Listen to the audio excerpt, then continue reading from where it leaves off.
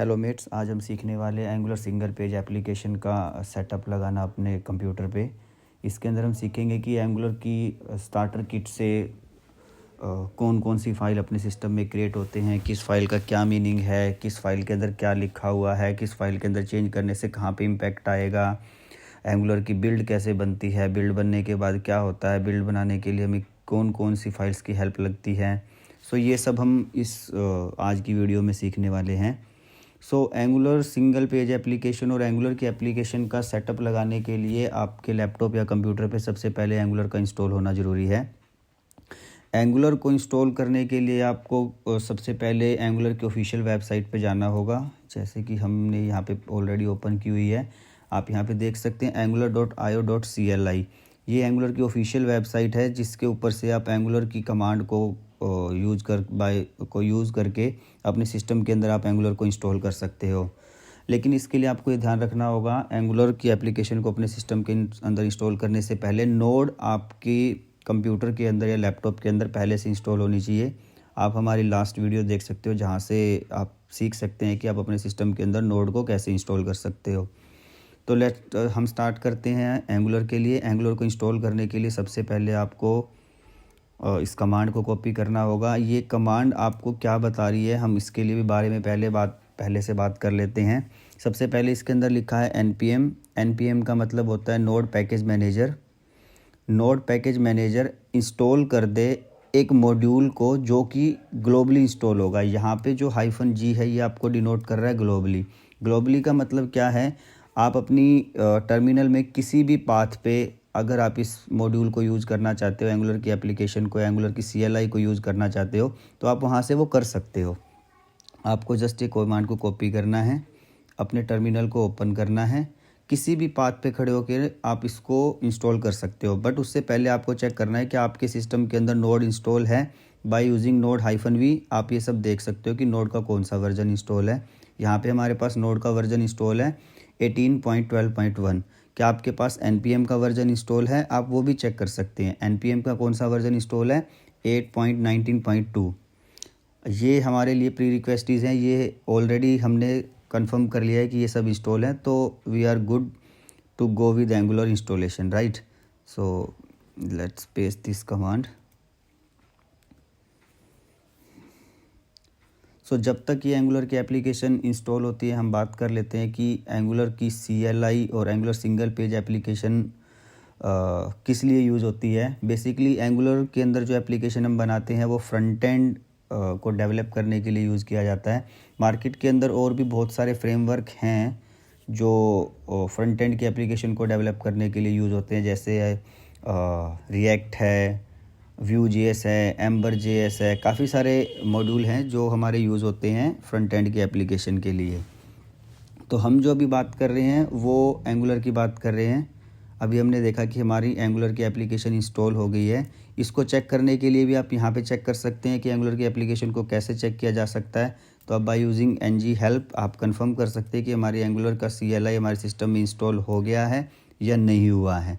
यहाँ पे हम देख सकते हैं कि एंगुलर की हेल्प गाइड ओपन हो गई है, जिससे हम ये देख सकते हैं कि एंगुलर हमारे पास इंस्टॉल्ड है। आप एंगुलर के प्रोजेक्ट का सेटअप करना।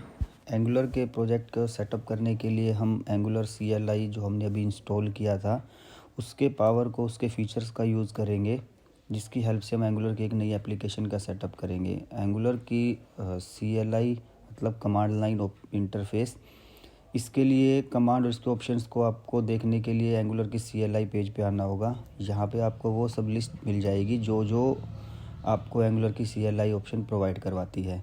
जो अभी हमारा फर्स्ट स्टेप है एक एंगुलर के नए प्रोजेक्ट को क्रिएट करना, तो उसके लिए हम जो ऑप्शन यूज़ करने वाले हैं वो है ng new, विच मीन्स आप एक एंगुलर का नया प्रोजेक्ट स्टार्ट करना चाहते हो। तो हम इसके ऊपर बात करते हैं ng new एंगुलर एक नया प्रोजेक्ट क्रिएट करे, हम वहाँ पे उसका नेम प्रोवाइड कर सकते हैं। इसके साथ साथ ng new के साथ हमें कमांड लाइन इंटरफेस पे काफ़ी सारे ऑप्शंस भी मिलते हैं, जिनका यूज़ करके हम अपनी एप्लीकेशन के स्ट्रक्चर को कंट्रोल कर सकते हैं, या जो इन्फॉर्मेशन हमें चाहिए उसके साथ इस प्रोजेक्ट के स्ट्रक्चर को क्रिएट कर सकते हैं। फॉर एग्ज़ाम्पल मैं भी आपको लाइन बाय लाइन ये सब चीज़ें दिखाता हूँ प्रैक्टिकली करके भी। तो यहाँ पे काफ़ी सारे ऑप्शन है, आपको कलेक्शन क्रिएट करना है, कमिट साथ में करना है या नहीं, ये सारे ऑप्शन है, आप ओवर द टाइम सीख जाओगे।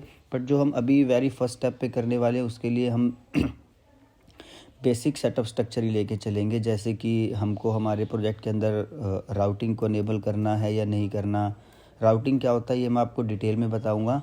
तो अभी के लिए हम ये बोलते हैं कि मुझे राउटिंग इनेबल करना है या नहीं करना। राउटिंग एक ऑप्शन है जिसका टाइप क्या है, बूलियन, विच मीन्स जब आप इस फ्लैग को पास करोगे तो या इधर आपको यहाँ पे बूलियन वैल्यू पास करनी होगी, वो या तो ट्रू हो सकती है या फॉल्स हो सकती है। आपको अपनी एप्लीकेशन के अंदर टेस्ट केस क्रिएट करने हैं या नहीं करने, वो आप यहाँ पे भी क्रिएट कर सकते हो। स्किप टेस्ट्स और जो आपका ये फ्लैग या ऑप्शन है ये आपके लिए ऑटोमेटिकली टेस्ट केस क्रिएट नहीं करता है, बस आपके लिए टेस्ट केस कहाँ लिखने हैं उसकी स्पेसिफिकेशन की टीएस फाइल को जनरेट करके रखता है। अभी के लिए मैं आपको इसके साथ हम ट्रू के साथ ही फॉल्स के साथ ही चलेंगे ताकि हमारे टेस्ट केस की फ़ाइल क्रिएट हो और मैं आपको वो दिखा पाऊँ। आपको अपनी एप्लीकेशन का स्ट्रक्चर स्ट्रिक्ट रखना है या नहीं रखना, बाय डिफ़ॉल्ट इसकी वैल्यू क्या होती है वो यहाँ पे डिफ़ाइन की गई है। आपको अपनी एप्लीकेशन के अंदर स्टाइलिंग कैसी करनी है, आपको CSS यूज़ करना है या SCSS यूज़ करना है, सास यूज़ करना है या लेस करना है, इट्स अप टू यू। आप ये आपकी पर्सनल चॉइस है। तो हम यहाँ पे स्टार्ट करते हैं एंगुलर की नई एप्लीकेशन को क्रिएट करना। उसके लिए आपको क्या करना होगा, ng न्यू, राइट। आपको एक नया टर्मिनल ओपन करना है। आपको अपनी पर्टिकुलर डिज़ायर लोकेशन पे जाना है जहाँ पे आपको अपना प्रोजेक्ट क्रिएट करना है। मैंने इसके लिए जो यूज़ किया है वो मैंने रखा है सीड चेंज डायरेक्टरी प्रोजेक्ट्स के अंदर, यूट्यूब के अंदर। ये मेरा फ़ोल्डर है, मैं यहाँ पे अपना एक नया प्रोजेक्ट को क्रिएट करना चाहता हूँ। इसके लिए आपको क्या करना होगा, ng न्यू, आप प्रोजेक्ट का नाम दे सकते हो, प्रोजेक्ट का नाम कुछ भी हो सकता है जिस पे एप्लीकेशन पे आप काम करना चाह रहे हो। हम अभी एग्जांपल के लिए बात करते हैं कि हम एक ब्लॉग टाइप की एप्लीकेशन को इंस्टॉल करना चाहते हैं। मैंने इसका नाम रखा ब्लॉग। मुझे कौन से इसको क्या मुझे इसके साथ राउटिंग को इनेबल करना है, हाँ राउटिंग को मैं इनेबल करना चाहता हूँ। आप राउटिंग को यहाँ से इनेबल कर सकते हो। आपको इस फ्लैग को कॉपी करना है या आप वहाँ पर मैनुअली टाइप भी कर सकते हो। अब यहाँ पे इसको पेस्ट करना है। हमने देखा था कि इसकी डिफ़ॉल्ट बूलियन वैल्यू क्या थी, वैल्यू क्या थी, बूलियन, तो हमने इसको किया ट्रू और मैंने एंटर को प्रेस किया। जैसे ही मैंने एंटर को प्रेस किया, अगर आपने स्टाइल का ऑप्शन फ्लैग जो हमारा यहाँ पे डिफ़ाइन था कि आपको कौन सा स्टाइल यूज़ करना है, अगर आपने आर्ग्यूमेंट में पास किया है तो ठीक है, अदरवाइज जब आप एप्लीकेशन को क्रिएट करो तो आपसे पूछता है कि आपको स्टाइलिंग के लिए कौन सा कंपोनेंट यूज़ करना है। ये आपकी प्रेफरेंस, आपकी चॉइस है, बट मैं SCSS के साथ जाना सेलेक्ट जाता हूँ। मैंने इस ऑप्शन को सिलेक्ट कर लिया। जैसे ही आप इस ऑप्शन को सिलेक्ट करोगे, आपकी एंगुलर का जो CLI है वो आपके लिए पूरी एप्लीकेशन का स्ट्रक्चर कुछ डिफ़ॉल्ट फाइल्स के साथ क्रिएट कर देगा और साथ में इस एप्लीकेशन को चलाने के लिए जो जो मॉड्यूल हैं उन सबको ये इंस्टॉल भी कर देगा। ऐसा कि आप देख रहे हैं कि यहाँ पे ये सब फाइल का स्ट्रक्चर क्रिएट हुआ है। ये सब कंप्यूटर के अंदर, लैपटॉप के अंदर गिट को इंस्टॉल किया है। तो ये आपकी कॉन्फ़िगरेशन के लिए आपको बोल सकता है कि आप अपनी कॉन्फ़िगरेशन को बता दीजिए। ये अगर आपने वेरी फर्स्ट टाइम अगर इस कॉन्फ़िगरेशन की सेटिंग की है तो आपको ये वार्निंग यहाँ पे नहीं आएगी। तो अभी जो हमारा फोकस है वो भी एंगुलर की एप्लीकेशन के ऊपर है कि इसने क्या स्ट्रक्चर क्या क्रिएट किया है, ईच एंड एवरी फाइल का क्या मीनिंग है। आज की वीडियो थोड़ी लेंथ में बड़ी हो सकती है, आपको थोड़ा लग सकता है कि काफ़ी बड़ी वीडियो है, बट आपको ईच एंड एवरी लाइन के अंदर सिंगल की का मीनिंग भी मैं आपको क्लियर करने वाला हूं। तो प्लीज़ लास्ट तक इस वीडियो को देखना। अगर आपको किसी भी पॉइंट पे कोई डाउट या कुछ पूछना है तो आप कमेंट सेक्शन में जाके इसको पूछ सकते हो।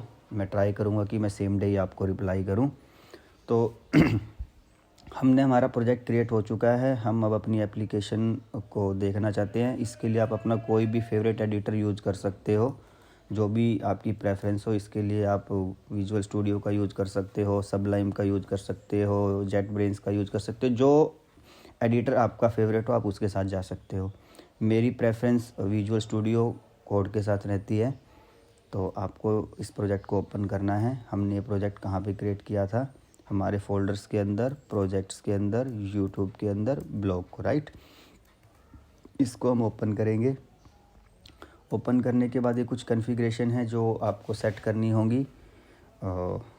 विजुअल स्टूडियो कोड काफ़ी सारी एक्सटेंशन प्रोवाइड करता है जिसकी हेल्प से आपकी एप्लीकेशन को कोड लिखने में आपकी काफ़ी सारी हेल्प हो सकती है। तो सबसे पहले आपको एक्सटेंशन सेक्शन में जाना है। यहाँ पे आपको सर्च करना है एंगुलर।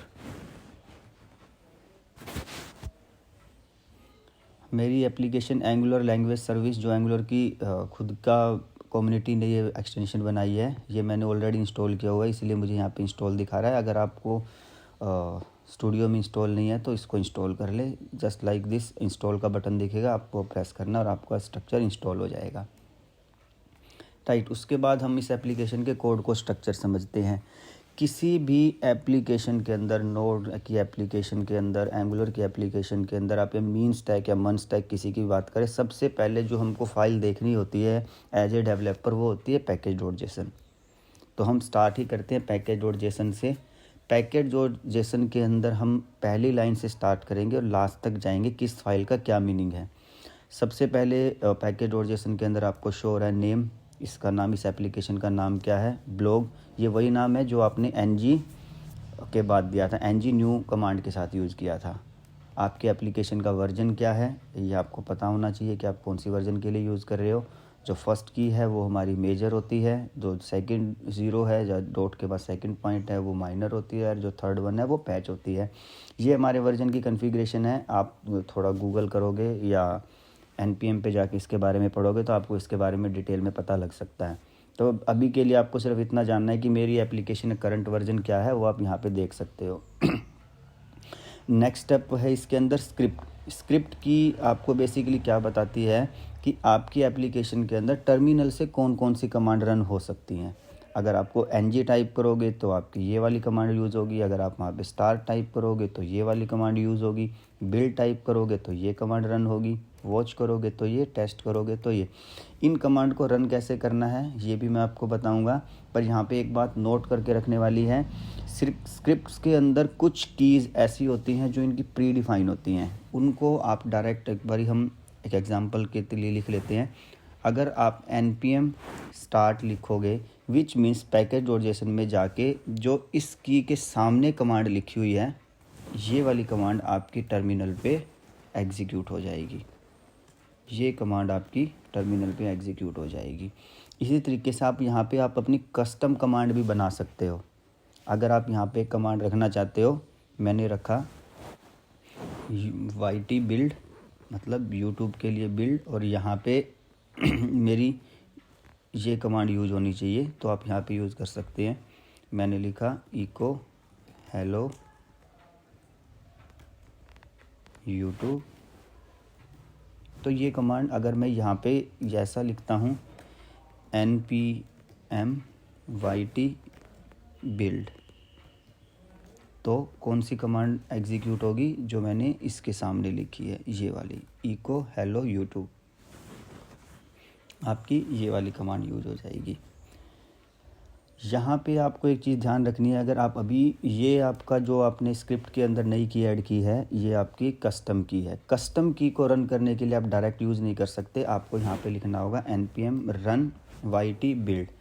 इन दोनों कमांड में क्या डिफरेंस है, जो आपकी बिल्ट इन स्क्रिप्ट हैं आपको उनके सामने रन लिखने की ज़रूरत नहीं है। अगर जो आपकी कस्टम कमांड है तो उससे पहले आपको रन लिखना पड़ेगा। अगर आप इनके सामने भी रन लिख देते हैं तो भी ये चलेगा, नहीं लिखते हैं तो भी चल जाएगा। बिल्ट इन के लिए आपके लिए रन लिखना ऑप्शनल है, बट जो आपने कस्टम कमांड बनाई है उसके लिए रन लिखना मैंडेटरी है, आपको लिखना पड़ेगा। तो इस तरीके से आप अपनी कमांड्स को रन कर सकते हो। नेक्स्ट की है प्राइवेट एज नेम से हमें पता लग रहा है कि जो हमारा ये प्रोजेक्ट है ये पब्लिक रहेगा या प्राइवेट रहेगा। नेक्स्ट हमारा एक की है डिपेंडेंसी नेम से ही हमें पता लग रहा है कि इस प्रोजेक्ट को चलाने के लिए हमारे को कौन कौन से मॉड्यूल या कौन कौन सी डिपेंडेंसी लगेंगी। राइट, यहाँ पे हमको ये सब चीज़ें लिख के रखनी होती हैं ताकि अगर किसी और के लैपटॉप पे या कोई और आपका टीममेट इस प्रोजेक्ट को सेटअप करे तो हमको ये सब उसको बताना ना पड़े कि आपको अपनी एप्लीकेशन चलाने के लिए मिनिमम ये वाले मॉड्यूल तो इंस्टॉल करने पड़ेंगे। ये एक तरह की हमारे पास परसिस्टेंट फॉर्म में हमारे मॉड्यूल को रखने का वे है कि ये सब मॉड्यूल मेरी एप्लीकेशन को चलाने के लिए चाहिए।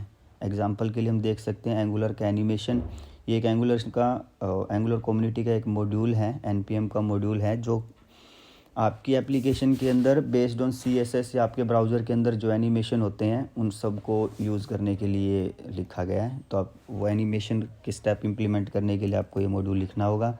कॉमन नेम से पता लग रहा है, एंगुलर की जो कॉमन सर्विसेज है, जैसे डायरेक्टिव क्रिएट करना है, सर्विसेज क्रिएट करना है, वो सब आपको एंगुलर के कॉमन मॉड्यूल में मिल जाएंगे। डायरेक्टिव सर्विस प्रोवाइडर, इंटरसेप्टर, ये सब क्या है हम ओवर द टाइम सीखेंगे, लेकिन आज की जो वीडियो है हम उसके अंदर अभी सिर्फ प्रोजेक्ट का स्ट्रक्चर और सेटअप लगाना सीख रहे हैं। कंपाइलर, नेम से पता लग रहा है आपके कोड को कंपाइल करने के लिए जो आपके कोर मॉड्यूल है आप वो यहाँ से यूज़ कर सकते हैं। जो फॉर्म्स हैं, फॉर्म्स आपको ऑलरेडी बेसिक क्लियर ही होगा, जो हमारे HTML के फॉर्म्स होते हैं वही सेम फॉर्म अगर आप एंगुलर के साथ यूज़ करना चाहो तो आप वो यूज़ कर सकते हैं। कौन सा प्लेटफॉर्म, कौन सा ब्राउज़र, वो सारी इन्फॉर्मेशन हमको यहाँ पे एज ए डिपेंडेंसी मिली हुई है। आपने अपनी एक एप्लीकेशन के अंदर राउटिंग का फ्लैग अनेबल किया था, राइट? उस वजह से आपका एक और नया मॉड्यूल ऐड हुआ है, राउटर। इसका वर्जन क्या है? ये वाला वर्जन है। RxJS का वर्जन हमने यूज़ किया है। टाइपस्क्रिप्ट की लाइब्रेरी कौन सी है, जॉन JS क्या है, इन सब का मीनिंग आपको जब हम कोड लेवल पे आएंगे तो बताएंगे। नेक्स्ट की है इसके अंदर डेव डिपेंडेंसी। डेव डिपेंडेंसी का मीनिंग क्या है? ये वो डिपेंडेंसी है जो प्रोजेक्ट को क्रिएट करने के लिए, जो ऊपर की डिपेंडेंसी है ये प्रोजेक्ट को चलने के लिए चाहिए। अगर मेरे प्रोजेक्ट को कहीं पे डिप्लॉय करना है, उसको चलना है, तो मेरे को मिनिमम ये वाली डिपेंडेंसी तो चाहिए ही चाहिए। एक होता है डेव डिपेंडेंसी, जिसको हम डेवलपमेंट डिपेंडेंसी भी बोलते हैं। ये वो डिपेंडेंसी हैं जो हमारी एप्लीकेशन को डेवलप करने के लिए चाहिए। अगर आप अपनी एप्लीकेशन में प्रोडक्शन पे इसकी बिल्ड बनाओगे तब हमको डेव डिपेंडेंसी को इंस्टॉल करने की नीड नहीं है, क्योंकि ये सिर्फ हमको तब चाहिए जब हम एप्लीकेशन को डेवलप कर रहे हैं। ओवर द टाइम आपको इसका मीनिंग समझ में आएगा कि जैसे आप एक एग्जांपल के लिए मैं आपको अभी बताता हूँ। CLI है, कर्मा है, ये आपके जो मॉड्यूल है ये टेस्टिंग के लिए यूज़ होते हैं। टेस्ट हम कहाँ पे कर रहे हैं? हमारे लोकल पे जब डेवलप कर रहे हैं, राइट? टाइपस्क्रिप्ट की हमको कब ज़रूरत है? जब हमारी एप्लीकेशन की बिल्ड बनेगी। एंगुलर की CLI की मेरे को कब ज़रूरत है? जब मैं मेरी एप्लीकेशन के कंपोनेंट क्रिएट कर रहा हूँ, मैं मेरी एप्लीकेशन के CLI फीचर को यूज़ करना चाहता हूँ। लेकिन प्रोडक्शन के अंदर तो वो सिर्फ एक वेबसाइट है या वेब ऐप है, तो वहाँ हमें इन सब की ज़रूरत नहीं है। इसलिए डेव डिपेंडेंसी की की अलग रखी जाती है और डिपेंडेंसी की को अलग रखा जाता है। क्लियर? यहाँ पे अगर किसी को कोई डाउट हो तो हम कमेंट सेक्शन में बात कर सकते हैं। पैकेज.json के अंदर काफ़ी सारी और भी की होती हैं। जैसे एग्जांपल के लिए अगर अपना प्राइवेट कोड नहीं है या आपका मॉड्यूल प्राइवेट नहीं, पब्लिक है, तो उसको हम npm और JS को कैसे डिप्लॉय कर सकते हैं, मतलब पब्लिश कर सकते हैं। वो काफ़ी सारी कॉन्फ़िगरेशन आपको मिलेंगी, वो आप पैकेज.json की डॉक्यूमेंटेशन पढ़ सकते हैं। आप जब पैकेज.json की डॉक्यूमेंटेशन पढ़े, अगर किसी पर्टिकुलर की पे आप डाउट है तो आप मेरे से बात कर सकते हैं, मैं आपको वो इन्फॉर्मेशन क्लियर कर सकता हूँ। ठीक है, पहला स्टेप हमारा पैकेज.json का होता है। नेक्स्ट स्टेप हम ये देखते हैं कि हमारी एप्लीकेशन के अंदर टाइपस्क्रिप्ट की कॉन्फ़िगरेशन क्या है। हम पहले ऐसे एक एंगुलर.json भी है और एक टाइपस्क्रिप्ट कॉन्फ़िगरेशन भी है। हाँ, पहले हम ये देखते हैं पैकेज.json के साथ साथ आपको आपके प्रोजेक्ट के अंदर ना पैकेज लॉक.json फाइल भी मिलेगी। पैकेज लॉक.json फाइल क्या करती है? सेम जो मॉड्यूल आपके पैकेज.json में है, इनका एक लॉक्ड वर्जन यहाँ पे सेव कर लेती है। विच मीन्स आपको अगर पैकेज.log सेव है तो सेम अगर आप किसी और मशीन पे जाओगे तो वो ट्राई करेगी कि इस मशीन पे जैसे ये कोड कंपाइल हुआ था सब सही था, उस टाइम पे जो इसका वर्जन लॉक था आप वही वाले इंस्टॉल करने हैं, आपको नहीं करने हैं। इसका मीनिंग यही है।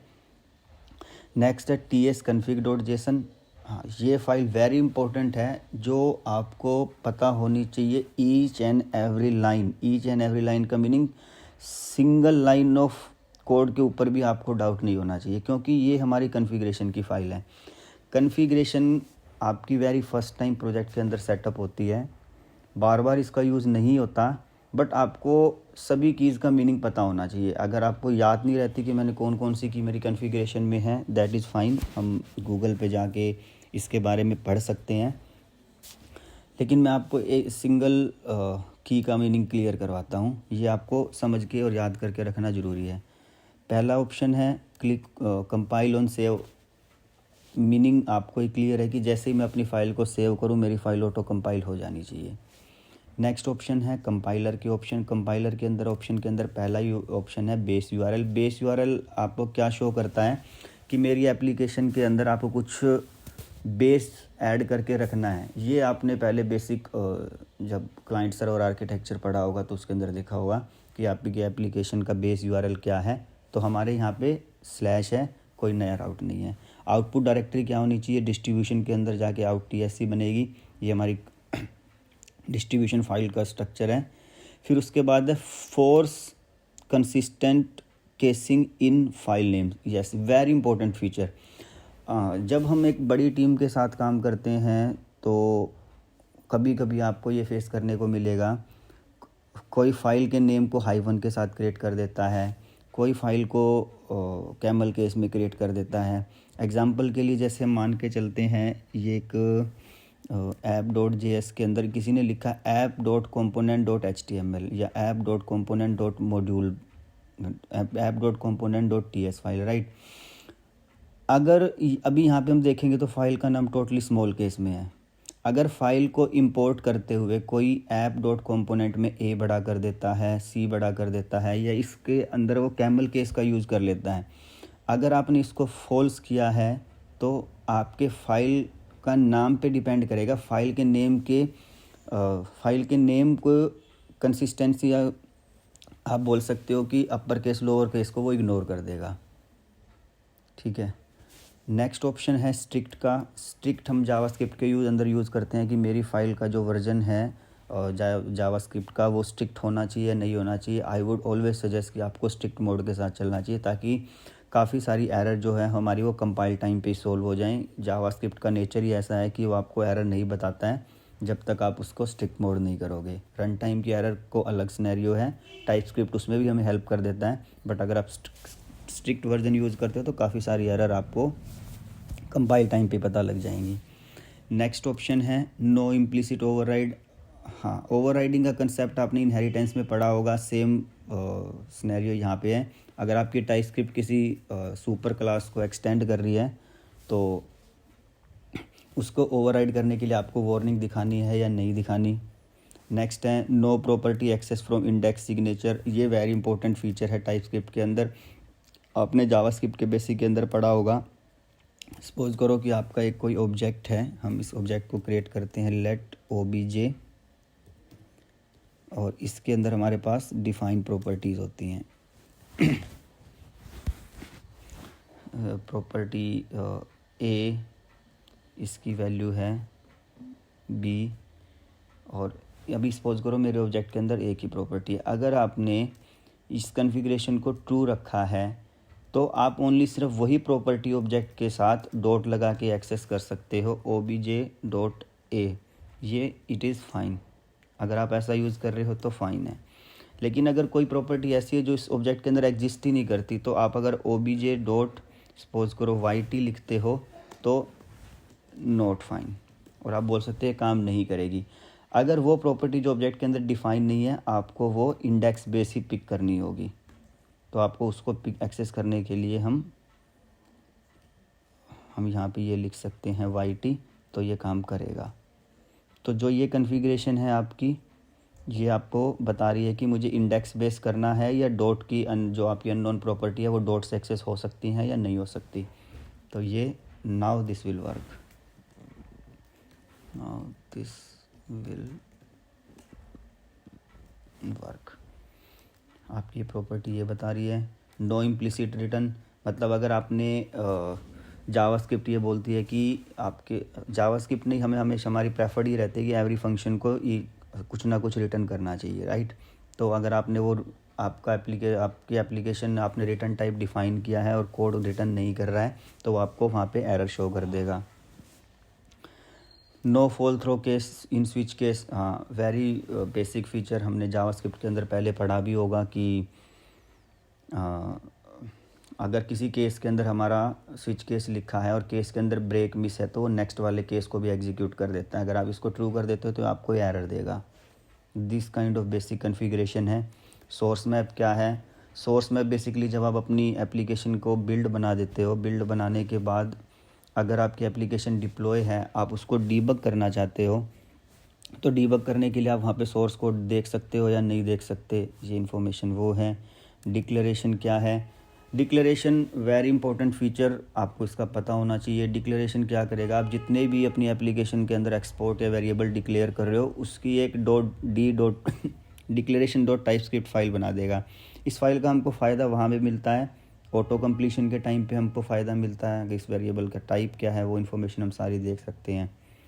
डाउन लेवल इंटरेक्शन, ये फीचर भी वेरी इंपॉर्टेंट है। इसका मीनिंग हमको हमेशा ट्रू ही रखना है। इसका ट्रू का मीनिंग क्या है? सपोज करो आप अभी अपनी लैंग्वेज को ECMAScript 6 में कंपाइल कर रहे हो, बट आपको कोई ब्राउज़र है जो ECMAScript 6 को सपोर्ट नहीं करता, वो 5 को सपोर्ट करता है। अगर आपने डाउन लेवल इंटरेक्शन को ट्रू रखा है तो आपका ये डाउन जावास्क्रिप्ट के वर्जन पे भी काम करेगा।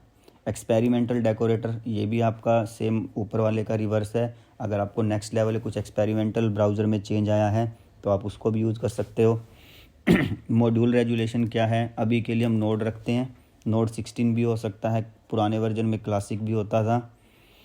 इंपोर्ट हेल्पर ट्रू, ये आपको नाम से ही पता लग रहा है, जब आप अपनी एप्लीकेशन के अंदर किसी फाइल के अंदर इंपोर्ट करोगे तो क्या वो हेल्प करे या नहीं, तो वो सारी इन्फॉर्मेशन हमको ऑटो सजेशन यहाँ से मिल सकता है। टारगेट क्या होना चाहिए? ECMAScript 2022 का होना चाहिए।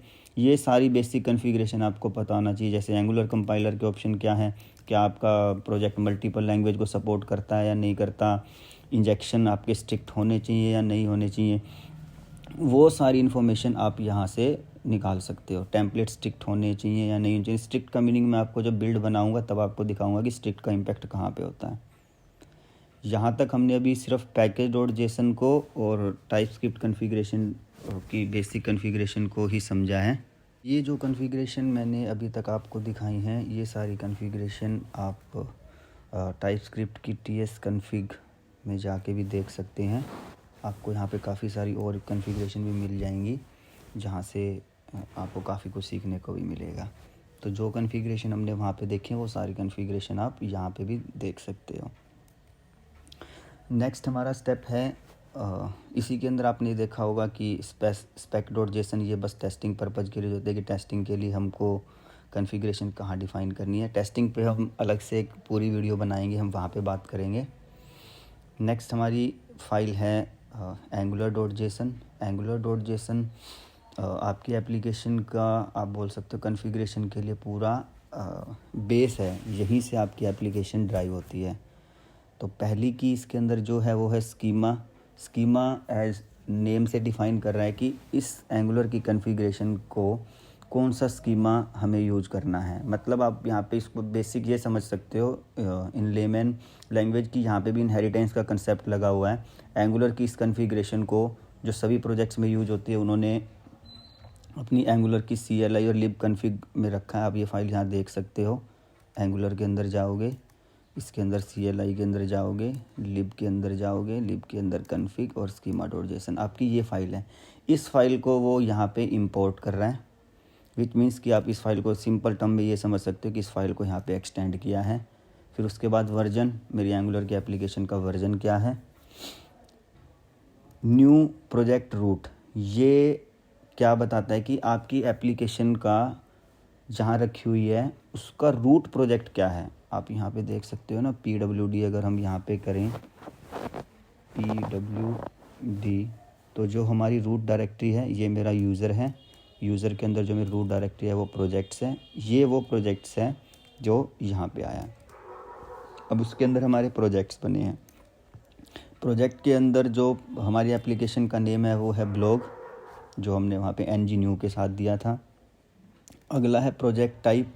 ये एप्लीकेशन, इसकी दो पॉसिबल वैल्यू हैं, एक एप्लीकेशन भी हो सकती है, एक लाइब्रेरी भी हो सकती है।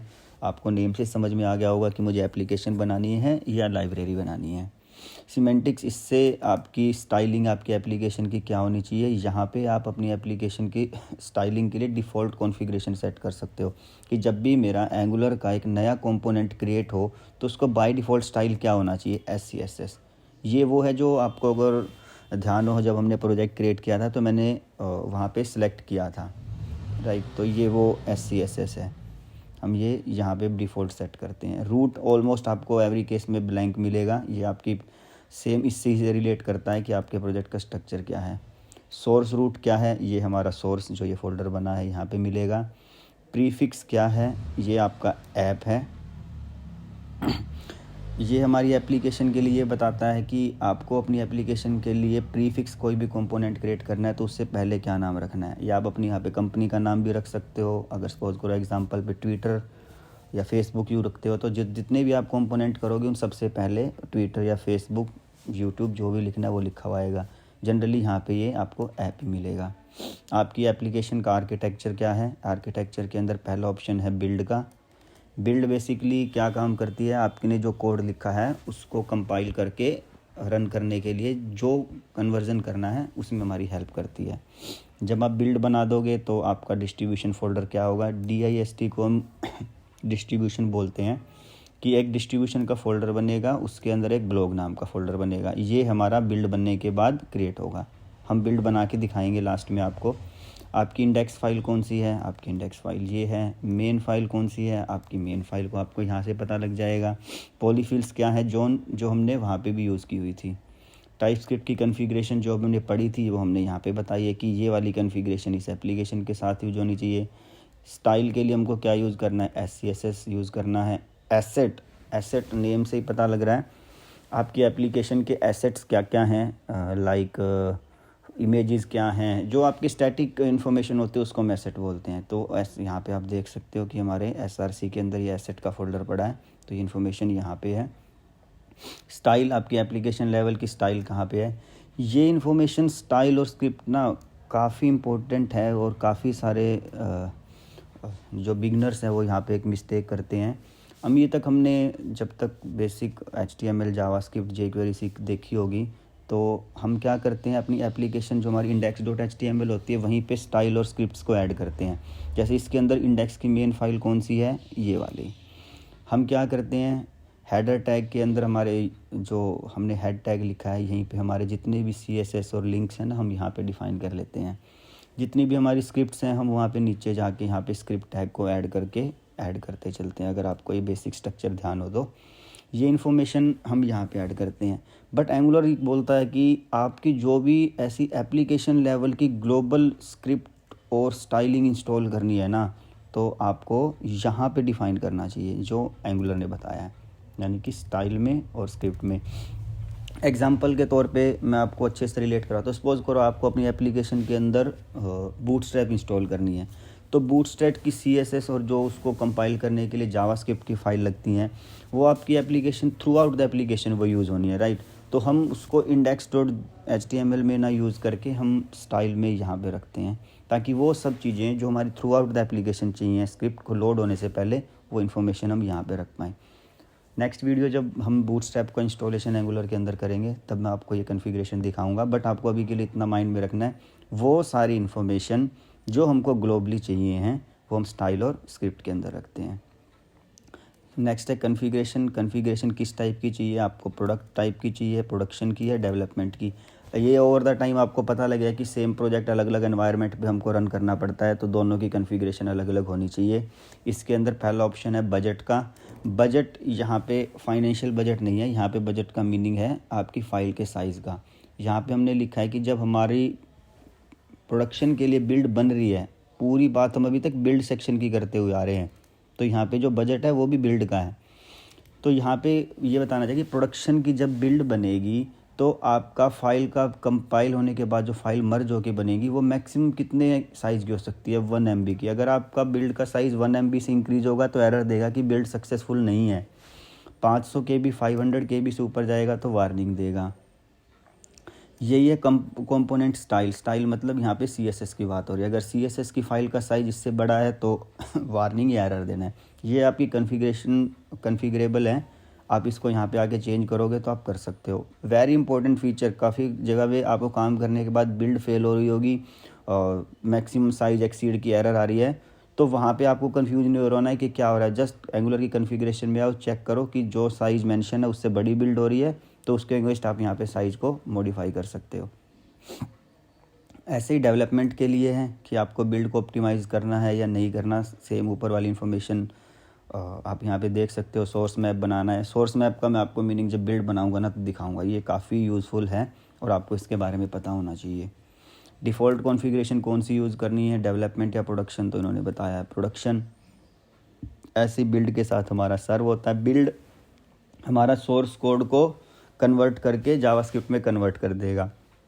सर्व आपका लाइव चेंज करता है, जो आप कोड कर रहे हो सेव करोगे सेम टाइम पे आपको ब्राउज़र में रेंडर करके दिखा देगा, लेकिन ये बिल्ड नहीं बनाएगा।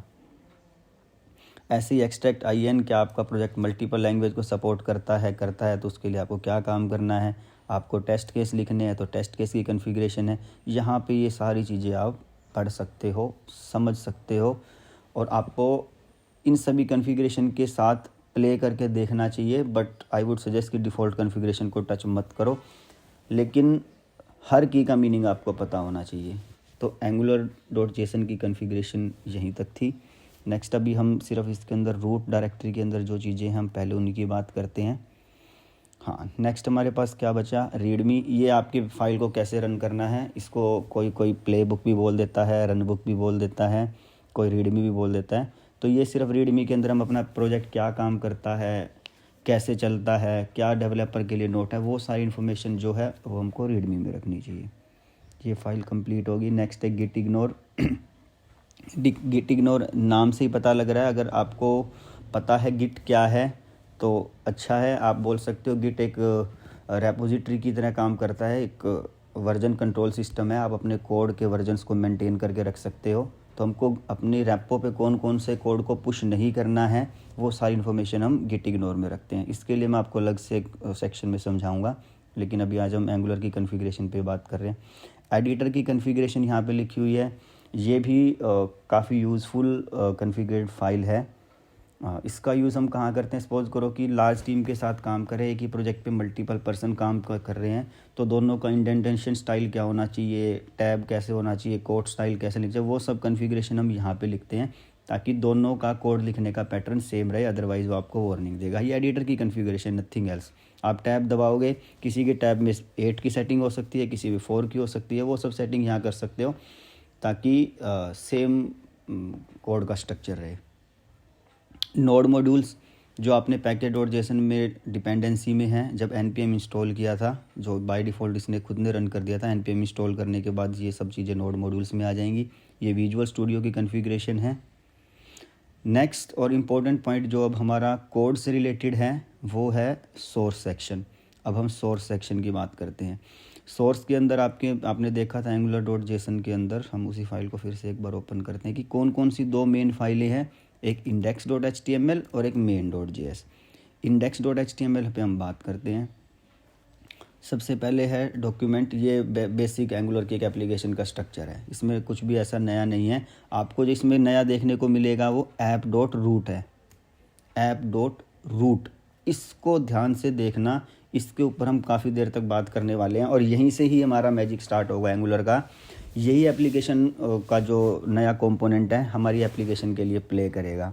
वेरी इंपॉर्टेंट, मैं आपको इसको इसी सेक्शन पे हम बाद में आएंगे और आपको मैं एक्चुअल में रिलेट करवाऊंगा कि हाँ ये एक्चुअल में ऐसे ही काम कर रहा है, तो इसको हम ध्यान में रखते हैं पर बात लास्ट में करते हैं। फिर हमारी main.ts फाइल। आपने पैकेज.json में देखा होगा कि ये सब मॉड्यूल हमने इंस्टॉल किए हुए थे। प्लेटफॉर्म ब्राउज़र डायनामिक, जो ये एंगुलर का मॉड्यूल है, ये हमको हेल्प करता है किसी भी मॉड्यूल को या एंगुलर की एप्लीकेशन को बूट करने के लिए। तो ये सब सिंटैक्स आपको याद रखने की ज़रूरत नहीं है, कभी चेंज करने की आपको ज़रूरत पड़ेगी भी नहीं, लेकिन आपको मीनिंग पता होना चाहिए कि अगर मेरी एप्लीकेशन को बूट करना है तो यहाँ पे आके बूट कर सकते हैं। प्लेटफॉर्म के अंदर हमारी एप्लीकेशन को बूट कर दे, किस बूट फाइल, किस मॉड्यूल को, जो मैंने app.module बनाया। हम लाइन बाय लाइन जंप करते हैं। अब हम चलते हैं app.module। Control plus click press करने से आप उस फाइल पे पहुंच जाओगे। ng मॉड्यूल बेसिकली एंगुलर का कोर मॉड्यूल है, जो सिर्फ ये बताता है कि इस प्रोजेक्ट के लिए आपने क्या क्या डिक्लेयर किया है, क्या क्या इंपोर्ट किया है। आप बोल सकते हैं मेटा कॉन्फ़िगरेशन हम यहाँ पे यूज़ करते हैं। Browser module same core module है, प्लेटफॉर्म पर बिल्ड करने के लिए यूज़ होता है। आपको सिर्फ इनका मीनिंग पता होना चाहिए, कैसे काम कर रहा है, वो आप जैसे जैसे ओवर द टाइम प्रैक्टिस करोगे तो आपको क्लियर हो जाएगा कि इसका इम्पैक्ट यहाँ पे आ रहा है। अभी के लिए हमें इतना ही पता होना चाहिए। राउटिंग मॉड्यूल, ये राउटिंग मॉड्यूल हमारा तभी यूज़ हुआ है क्योंकि हमने वहाँ पे राउटिंग को इनेबल किया था, अगर ना करते तो ये वाली लाइन यहाँ पे नहीं होती। कंपोनेंट, हमारी एप्लीकेशन का ऐप कंपोनेंट कौन सा है, जो चीज़ें आपने यहाँ पे कंपोनेंट अगर आप क्रिएट करते हो तो वो आपने डिक्लेयर भी किया है और उसको आपने यहाँ पे बूटस्ट्रैप भी किया है। इसके अंदर डिक्लेरेशन, जो आपने कस्टम कंपोनेंट बनाए आपको डिक्लेयर करके बूटस्ट्रैपिंग के टाइम या मेटा इन्फॉर्मेशन में बताना पड़ेगा, वो हम यहाँ पे बताते हैं। अगर हमने कोई बाहर का मॉड्यूल, ये कंपोनेंट है, ये मॉड्यूल अगर आप देखोगे तो ये कंपोनेंट है जो डिक्लेरेशन में गया है। इंपोर्ट में हम मॉड्यूल करते हैं। इंपोर्ट मीनिंग किसी और का कोड अपने कोड के अंदर लेके आना, उसको इंपोर्ट बोलते हैं। जो थर्ड पार्टी आपके मॉड्यूल होंगे, वेंडर होंगे, ओवर द टाइम आप लेके आओगे अपने प्रोजेक्ट के अंदर, तो वो सेक्शन यहाँ पे इंपोर्ट होता है। प्रोवाइडर आप बेसिक बोल सकते हो, जो हमारी सर्विस होती हैं, HTTP के इंटरसेप्टर हैं, वो सब चीज़ें हम प्रोवाइडर्स में यूज़ करते हैं। जैसे ही मेरा ये मॉड्यूल हो तो कौन सा सेक्शन रन होना चाहिए, मेरा ऐप कंपोनेंट, विच मीन्स अब हमको क्या समझना चाहिए, ऐप कंपोनेंट को। ऐप कंपोनेंट के अंदर, एंगुलर के अंदर से हमने कोर कंपोनेंट के सेक्शन को या आप एक फीचर को इंपोर्ट किया, एक कंपोनेंट क्रिएट किया। ये देखो, ये बहुत इंपॉर्टेंट पॉइंट है। सबसे पहले इसके अंदर सेक्शन के अंदर क्या आ रहा है, सेलेक्टर। सेलेक्टर का मीनिंग यहाँ पे क्या है कि आप जो आप ये कंपोनेंट यूज़ कर रहे हो, इसको HTML के अंदर यूज़ कैसे करोगे। इसका नाम क्या है, ऐप रूट। ऐप रूट हमने index.html में इसकी बात करी थी, वो यही वाला है, ठीक है। ये जो सेलेक्टर है, ये हमारे पास ना 2-3 तरह से हो सकता है, आप बोल सकते हो 3 तरह से हमारे पास हो सकता है। ये एज ए सेलेक्टर भी हो सकता है। सेकंड, ध्यान से सुनना, ये हमारा एक एट्रीब्यूट भी हो सकता है और ये हमारा क्लास भी हो सकता है। डिपेंडिंग ऑन अपनी आवर रिक्वायरमेंट, हमको हमारा कंपोनेंट का सिलेक्टर क्लास टाइप का बनाना है, एट्रीब्यूट टाइप का बनाना है या कंपोनेंट लेवल का बनाना है, ये आपकी रिक्वायरमेंट है। ये प्रोजेक्ट में किस फीचर को हम कहाँ पे यूज़ करना है हम उसको देख सकते हैं। आपने नाम तो बता दिया, नाम बताने के लिए इसके लिए HTML कौन सी यूज़ होगी, जिसका नाम दिया है app.component.html, वो यहाँ पे लिखी हुई है इसने HTML। इसके लिए CSS कौन सी यूज़ होगी, वो भी इसने यहाँ पे बताई है कि CSS मतलब आप स्टाइलिंग सीस बोल सकते हो, SCSS, वो हमारी यहाँ पे है, यहाँ पे आप इसको लिख सकते हो। मतलब इस HTML के लिए आपको जो भी CSS लिखनी है वो आपको इस फाइल में लिखनी चाहिए। इन्होंने इनलाइन, जो हमने स्टार्टर किट लिया, इसके अंदर इन्होंने ना इनलाइन लिख के दी हुई है। इसको अगर आप कट करके यहाँ पे पेस्ट कर दोगे तो भी आपकी एप्लीकेशन वैसी चलेगी, कोई इम्पैक्ट नहीं आएगा। पर अभी हम वापस इसी पे आते हैं, ऐप रूट। अब ना मैं आपको थोड़ा सा डिटेल में समझाता हूँ कि एंगुलर एक्चुअल में बनी क्यों होगी, क्या ज़रूरत पड़ी होगी भाई हमको काम करना है। और इस ऐप डॉट रूट को खोल के देखते हो तो आपको देखने को मिलेगा कि यार वही डिव, वही सेक्शन, वही सब कुछ तो लिखा है, कुछ नया थोड़ी बनाया है। वही डिव है, वही टाइटल है, वही सर्कल, ये तो SVG के कंपोनेंट हैं, वही एट्रीब्यूट एंकर टैग है, वही पैराग्राफ टैग है, वही H2 टैग है, राइट। इससे नया तो कुछ है नहीं। यहीं पे इंटरेस्टिंग स्टोरी शुरू होती है एंगुलर की। पहले बनी HTML के अंदर उन्होंने कुछ ना डिफ़ॉल्ट टैग बना के रख दिए, जैसे div tag, span tag, Meta tag, head tag. उनका काम पहले से प्री डिफाइंड था कि आप डिव लिखोगे तो ये काम होगा, पैराग्राफ लिखोगे तो ये काम होगा, हेडिंग लिखोगे तो ये काम होगा। यानी कि वो एक ऐसे universal set of component browser के लिए बना के रख दिए जिससे कोई भी वेबसाइट आसानी से बनाई जा सकती थी। फिर उनको लगा कि ये तो काफ़ी नहीं है, क्या हमको अपने खुद के भी टैग बना लेने चाहिए। हाँ, हम अपने खुद के भी टैग बना सकते हैं, जैसे कि हमने ऐप रूट को बनाया है, राइट। अगर आपने ये टैग बनाया है, इसका मतलब क्या है, सिर्फ सिंगल इतनी लाइन लिखने से जब आपकी एप्लीकेशन कंपाइल होकर ब्राउज़र में लोड होगी तो ये सेक्शन, इतना कोड रिप्लेस होके जो इस HTML में लिखा हुआ है ना, इसमें बदल जाएगा। आप यहाँ पे अपने कोडिंग चेंज कर लो, कोड के अंदर जो आपको इंजेक्ट करना है सिर्फ इतना करना है, आप इतना कर सकते हो। आपने ये सिलेक्टर टाइप का बनाया है, आप इसके कस्टम यहाँ पे नाम, ये ऐप हमने प्रीफिक्स लिखा हुआ था इसलिए पहले ऐप आया। अगर यहाँ पे फेसबुक, ट्विटर, YT लिखा होता, यूट्यूब लिखा होता तो यहाँ पे वो YT या यूट्यूब आ जाता। ये वो इन्फॉर्मेशन है, आपको यहाँ पे क्लियर है तो अच्छी बात है, अगर नहीं है तो आप कमेंट सेक्शन में बात कर लेना, मैं आपको डिटेल में और भी खोल के बता सकता हूँ कि हमको और कस्टम कंपोनेंट कैसे बनाने चाहिए। कस्टम, जैसे अभी यहाँ पे हम मेटा टैग की बात करें तो मेटा टैग तो एक कंपोनेंट बनाया उन्होंने, कंटेंट एक अलग से एट्रीब्यूट टाइप का भी बनाया कि इसका ही अगर आपने इस मेटा की पावर को और इंक्रीज़ करना है तो हमने कंटेंट टाइप का बना दिया। मेटा में यहाँ पे उन्होंने करेक्टर सेट भी बना रखा है। ऐसे ही यहाँ पे आप अपने कस्टम भी बना सकते हो, XYZ जो भी आपको बनाना है वो बना सकते हो। तो वो कंपोनेंट कैसे टाइप का बनाना है वो आपका डिपेंड करेगा इस फाइल की इस कॉन्फ़िगरेशन पे। आपने सिलेक्टर कौन सा लिया, क्लास लिया है, एट्रीब्यूट लिया है या सिलेक्टर टाइप का लिया है। इतना आपको क्लियर है? गुड। अब हम चलते हैं नेक्स्ट। हम अभी ऐप डॉट मॉड्यूल पे थे।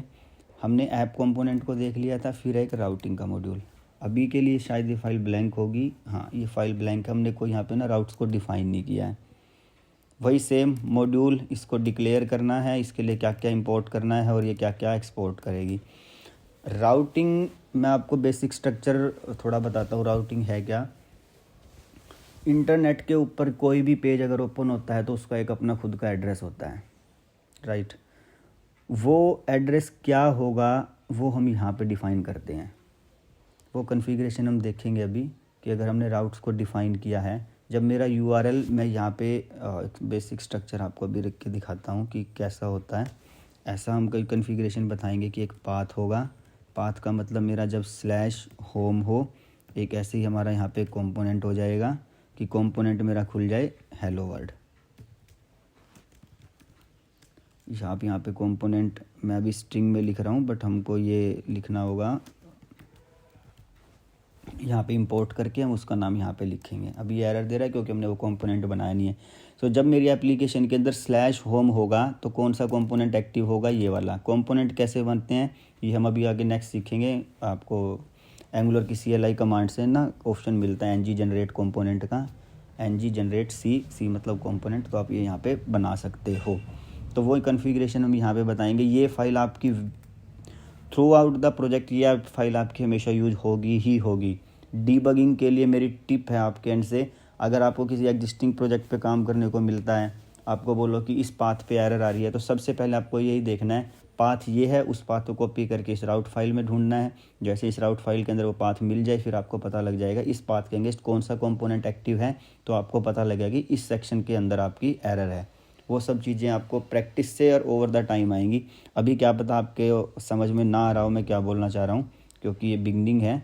बट डीबगिंग के लिए राउट फाइल काफ़ी हेल्पफुल रहती है। यहीं पे हम अपने इंजेक्टर भी लगाते हैं, हमारे जितने भी हुक्स हैं वो भी सब चीज़ें हम यहाँ पे लगाएंगे। मेरी एप्लीकेशन किसी राउट के अंदर लॉगिन यूज़र ही जा पाए, लॉगिन यूज़र नहीं है तो उसको कहाँ पे रीडायरेक्ट करना है, वो सारी इन्फॉर्मेशन हम यहाँ पे यूज़ करते हैं। ये इतना जो था ये हमारी एंगुलर की एप्लीकेशन का बेसिक स्ट्रक्चर था, जिसके अंदर हमने सभी फाइल्स का मीनिंग को क्लियर किया है। आई गेस ये कॉन्स्ट हैं, एक्सपोर्ट है, क्लास है, ये बेसिक चीज़ें आपको पता होंगी। अगर नहीं पता है तो आप हमसे मेरे से कनेक्ट कर सकते हो, मैं आपको इनके बारे में एक्सप्लेन कर सकता हूँ। बट ये बेसिक हैं जो आपने पहले ही सीख लिया होगा या आपको इसके बारे में पता होगा। नेक्स्ट स्टेप जो था, अभी हम इस एप्लीकेशन को ना रन करके देखते हैं। रन करके देखने के लिए हमको package.json में जाना चाहिए। सबसे पहले क्या कहता है कि आपको अपनी एप्लीकेशन को स्टार्ट करना है। स्टार्ट करने के लिए आप क्या करोगे, यहीं पे थे क्या लिखा है। अब यहाँ पे हमने जो पहले बात की थी उसको स्टार्ट, मैं लिखता हूँ npm space start. npm start लिखने को, सॉरी मैं गलत प्रोजेक्ट पे हूँ, इसके अंदर नहीं, हमने इसके अंदर ब्लॉग फाइल प्रोजेक्ट को बनाया है। यहाँ पे आप ls करके देख सकते हो, package.json है। npm स्टार्ट हम यहाँ पे करते हैं तो आपकी एप्लीकेशन, आपने ये देखो यहाँ पे आपने लिखा है npm स्टार्ट, लेकिन कमांड कौन सी रन हुई, ng सर्व, ये वाली जो आपने यहाँ पे लिखी हुई है, ये दिस वन कहाँ पे रन हुई, यहाँ पे। अब आपकी एप्लीकेशन यहाँ पे बंडल बन रही है। बंडल बनने के बाद भी मैं आपको दिखाता हूँ क्या क्या होगा। थोड़ा वेट करते हैं जब तक ये फ़ाइल बन रही है। यहाँ पे फाइल बनने के बाद इसने बोला कि आपकी कंपाइल सक्सेसफुल हो गई है। कंपाइल सक्सेसफुल होने के बाद इसने आपको बताया कि कौन सी पोर्ट पे चल रही है। ये आपको यहाँ से देख सकते हैं, लोकल होस्ट 4200 पे। ये चीज़ आपको ध्यान रखनी है, ये पोर्ट चेंज करनी होती है, चेंज भी हो जाती है। बाय डिफ़ॉल्ट 4200 रहती है। हमने क्या किया, लोकल होस्ट 4200, जैसे ही एंटर प्रेस करेंगे हमारी एंगुलर की एप्लीकेशन यहाँ पे रन कर रही है। आप देखोगे कि ये कहाँ पे हमारा काम कहाँ चल रहा था, ऐप डॉट कॉम्पोनेंट के अंदर, राइट। ऐप डॉट कॉम्पोनेंट के अंदर। कंट्रोल पी से ये शॉर्टकट है, आप किसी भी फाइल को पेज को ओपन कर सकते हो। जैसे आपने यहाँ पे देखा कि यहाँ लिखा हुआ है, हम बात करते हैं, ये इसके आइकन वगैरह हैं, ये वेलकम लिखा है, ये वेलकम कहाँ पे आ रहा है, ये वेलकम यहाँ पे आ रहा है। मैंने यहाँ पे इसको चेंज करता हूँ, वेलकम यूट्यूब फैमिली, और इस फाइल को सेव करता हूँ। सेव करते आपको देखना है कि ये फ़ाइल फिर से कंपाइल होगी। ये फ़ाइल फिर से कंपाइल क्यों नहीं हो रही, कोई आइडिया लगा सकता है? क्योंकि हमने सेव ऑन कंपाइल ऑफ किया हुआ था। कहाँ पे थी ये कॉन्फ़िगरेशन आपकी, ये रही, दिख रहा है आपको। अगर हम इसको यहाँ पे क्या कर देते हैं, ट्रू, अगर हम इसको यहाँ पे ट्रू कर देंगे, फिर ये हमारी कंपाइल ये फिर से होगी, राइट। ये कंपाइल सक्सेसफुल हुई। अब मैं यहाँ पे देखूँगा तो वेलकम यूट्यूब फैमिली जो भी आप वहाँ पे चेंज करोगे उसका इम्पैक्ट यहाँ पे आएगा। ये तो था हमारा प्रोजेक्ट को रन करने का। अगर हमको हमारी बिल्ड बनानी है तो यहाँ पे आपको npm रन बिल्ड, रन लिखोगे तो भी चलेगा, नहीं लिखोगे तो भी चलेगा। अगर कस्टम है तो रन लिखना ज़रूरी है। मैंने यहाँ पे रन बिल्ड चलाया। बिल्ड चलाने के बाद क्या होना चाहिए, हमको बिल्ड चलाने के बाद क्या होना चाहिए कि आपकी बिल्ड बन के डिस्ट्रीब्यूशन फोल्डर के अंदर, ब्लॉग के अंदर आपकी फील्ड बन जानी चाहिए। तो अभी हम थोड़ा वेट करते हैं जब तक ये बन के तैयार हो रही है। होप आपको समझ आया होगा। अगर कुछ भी समझ नहीं आ रहा तो आप एक बार नोट्स बना लीजिए, आपके जो क्वेश्चन है वो क्वेश्चन रेडी रखें, हम कनेक्ट करके उसको देख सकते हैं। अब हम अपने प्रोजेक्ट के अंदर जाएंगे। हमने क्या बताया था, डिस्ट्रीब्यूशन के अंदर एक फ़ोल्डर बनेगा ब्लॉग के अंदर, यहाँ पे दिख जाएगा आपको सारा। अच्छी बात यह है कि आपने सारा कोड लिखा था टाइप स्क्रिप्ट के अंदर, आप यहाँ पे देखोगे सबकी एक्सटेंशन टाइप स्क्रिप्ट है, लेकिन यहाँ पे ये JS बन गई है क्योंकि ब्राउज़र को टाइप स्क्रिप्ट समझ नहीं आती, ब्राउज़र को हमेशा जावास्क्रिप्ट ही समझ में आती है। तो इसने अपने आप कन्वर्जन करके आपकी सारी फाइल जावास्क्रिप्ट में कन्वर्ट कर दी। नेक्स्ट देखो यूज स्ट्रिक्ट, यहाँ पे लिखा हुआ फाइल के स्टार्ट में आ गया क्योंकि हमने कॉन्फ़िगरेशन के अंदर स्ट्रिक्ट को ट्रू बताया था। तो अगर हम जब प्रोडक्ट को डिप्लॉय करते हैं तो हम डिस्ट्रीब्यूशन फाइल से डिप्लॉय करते हैं। इतना ही था आज के लिए। I think we are done with basic setup. अगर किसी को कोई डाउट हो तो कमेंट सेक्शन में हम बात कर सकते हैं। Thank you all.